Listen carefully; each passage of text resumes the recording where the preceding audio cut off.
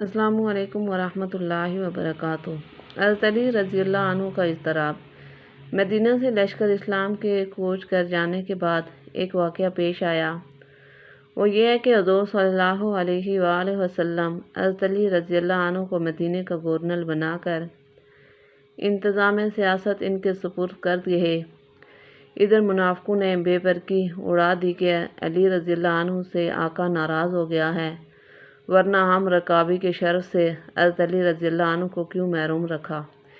ادھر حضرت علی رضی اللہ عنہ کا اضطراب بڑھتا اور جا کر حضور صلی اللہ علیہ وآلہ وسلم کی حاضری ہوئی۔ سرکار دو عالم صلی اللہ علیہ وآلہ وسلم نے تسلی دی اور فرمایا کہ اس پر خوش ہو کہ تیری مجھ سے نسبت ایسی ہے جیسی ہارون کی موسیٰ علیہ السلام سے، فرق صرف یہ ہے کہ میرے پاس کوئی نبی نہیں، ہارون نبی تھے۔ یہ سن کر حضرت علی رضی اللہ عنہ کو حوصلہ ہوا۔ نیک کام کو آگے پھیلانا بھی صدقہ جاریہ ہے۔ جزاک اللہ خیر۔